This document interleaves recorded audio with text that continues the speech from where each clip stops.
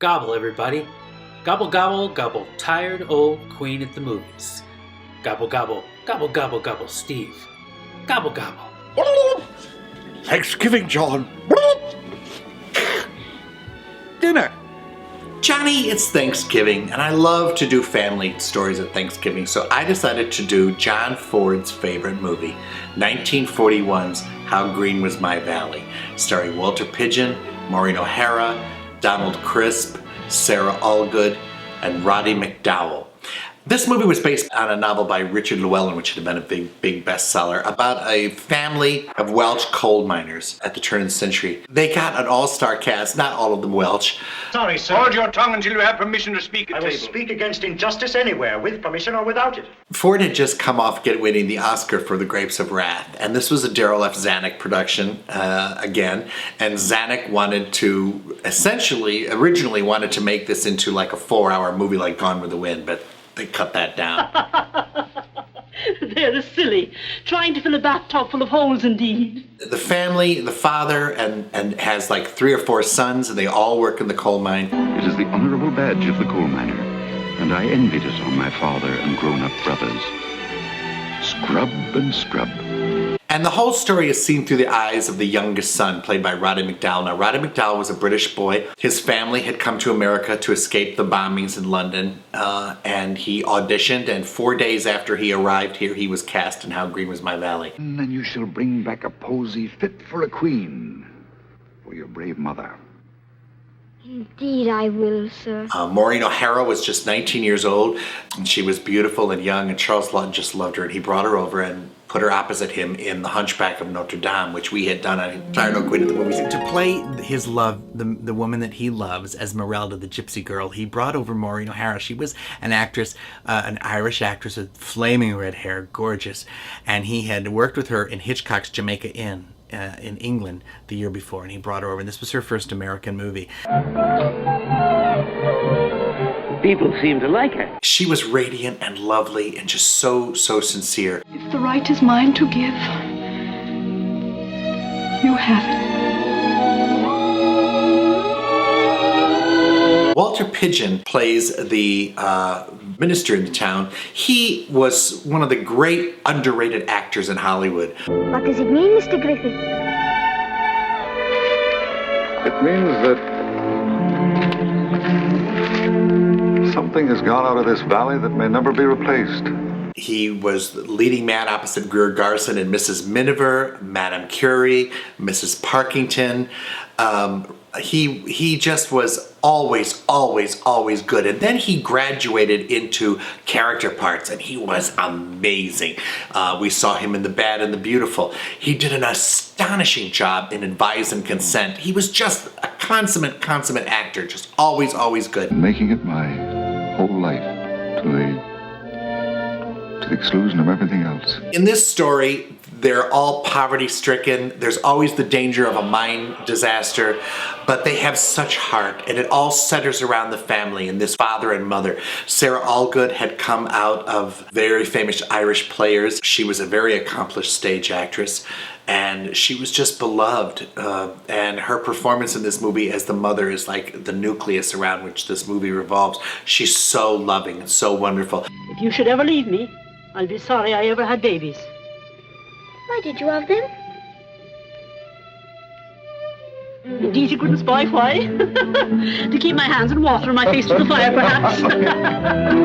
Donald Crisp, who plays the father, he had gone back to silent films. He had directed silent films. He became a character actor, and for this, he won the Academy Award. He's gruff, he's tender, he's a patriarch, but he's got a fabulous heart. Blasphemy, sacrilege, and hypocrisy!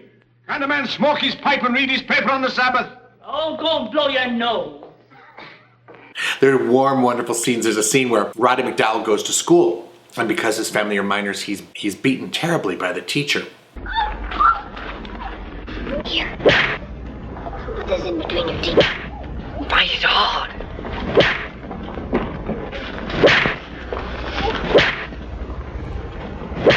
Rice Williams and Barry Fitzgerald, who are sort of the comic relief of the movie, they go visit him. And Rice Williams, his character was a boxer. and they proceed to show the children how to box, and they use the teacher as an example, and they beat him up like within an inch of his life to give him a thrashing for beating up Roddy McDowall. Right, get him in position now. Yes. Now, look, to make a good boxer, you must have a good right hand, you see? McDowall's performance in this is so lovely and so tender. He's just glows with innocence.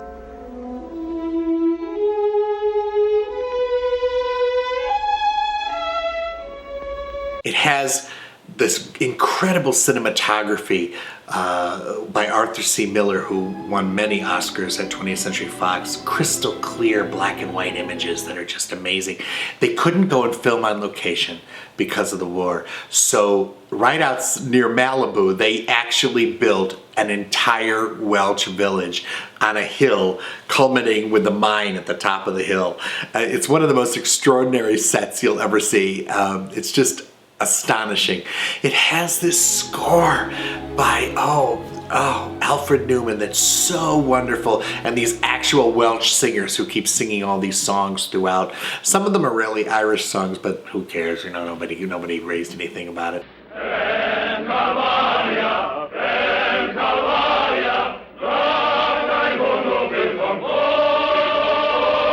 This is notoriously the film that won Best Picture over Citizen Kane. Hollywood had it in for Orson Welles, even though Kane was acknowledged and is acknowledged as probably the greatest movie ever made. This movie won the Oscar, but it's very typical. Not always the films that win the Oscars are the ones that are remembered down the line, but I find this movie to be so filled with heart. Ford was a tough director. He was famous for his westerns. He always shucked off the whole idea that he was a director or that he was of any importance. He'd say well, I'm John Ford, I make westerns. Well, he made more than westerns. He made family dramas, Grapes of Wrath, this one, Irish. He had great Irish love of the Irish people, The Quiet Man with John Wayne. He made a star out of John Wayne in Stagecoach, but he also directed John Wayne in one of the great war movies, They Were Expendable. He was an incredibly versatile, tough as nails director. They asked Orson Welles once, they said, who do you think are the greatest directors? He said, John Ford, and John Ford.